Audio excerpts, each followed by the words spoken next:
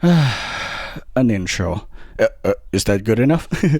AI have been quite popular for quite some time. Their developments have been very rapid, very explosive, and very exponential. They have also been very well documented as well. There's the very popular OpenAI ChatGPT, there's the image generation AI like Midjourney, there's also video generation AI like Sora, which have created results that is very impressive.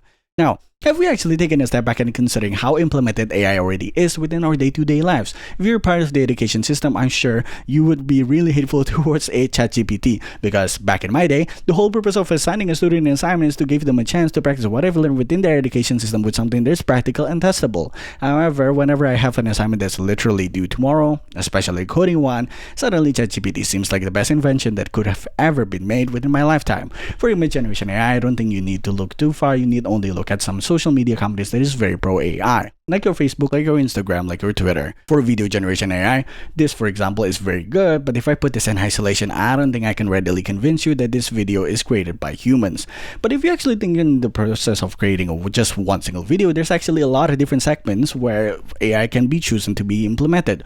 Focus on the production of one music, for example. There's this very popular genre of music called lofi, where it's this relaxing, soothing beat and you play in the background as you do whatever you choose to do. Now, if you're a thinker with music generator AI for a little bit, you very quickly find out that they are actually very good at creating this music that doesn't have voices singing within them, something like lo-fi. Now, it's bad because potentially one person, someone like me, could create hundreds of these different lo-fi songs, compile the best ones that I've listened to into one single 1-hour video and upload them to YouTube. Oh wait, people are already doing that. Now, it can also be good because if you're a lo-fi musician, you can think of this AI as some sort of music production tool instead. Rather than spending an egregious amount of hours creating one single song of a few minutes, you can spend that same amount of hours creating hundreds of different lo-fi songs that is still creatively directed by you, and you get to choose the best one out of them, the good and the bad. Even in music that have some voices singing within them, AI have been implemented there as well with AI imagine covers, for example. This is bad because they're literally using voices of these artists without their consent, but this is good because otherwise you wouldn't have ever gotten the chance to listen to Patrick Star singing any of these songs, and that's funny. Funny is good. The good and the bad. And there's also the very peculiar interest of like K-pop entertainment industry into trying to create the AI K-pop idols. This is bad because again, they're taking away jobs from living, breathing human beings. And also, what are they idolizing here? These K-pop idols are literally AI generated and only lives within the ether. But it can also be good because if you think of a scenario of someone like me, for example, someone who's really pretty but cannot sing and dance for the life of me, I can use AI to sing and dance for me, and I could still realize my dream of becoming a K-pop idol. The good and the bad. You can still kind of see where it's kind of still grayish, right? But AI have already been implemented in areas where it's already quite critical as well. Somewhere a little bit moisty.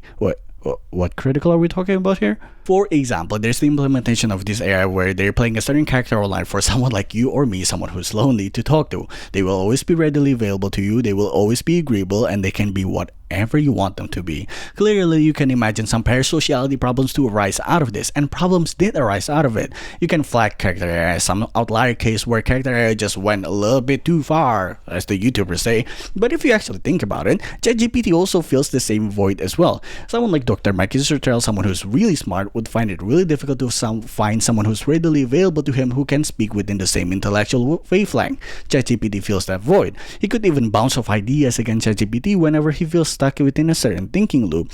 There's also the very problematic implementations of deepfakes as well, where people are literally being sexualized without consenting to it.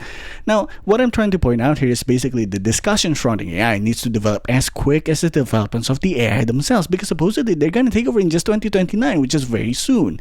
The discussion surrounding AI needs to develop beyond just like what is bad or what is good with AI, something that is very easy to point out, but rather the acceptable behavior with AI and create regulations within that acceptable behavior. How do you do that?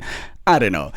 I'm just one of the student intellectuals in the internet whose job it is to point out these problems to you and doomsay here and there. The actual part of the job of like thinking what is the regulations, what is the actual acceptable behavior, basically the hard part, I leave it to you, the intellectuals. I did my part, now it's your turn. Thank you so much for watching. I hope you have a great time. I hope you have a great rest of your day as well. Bye bye.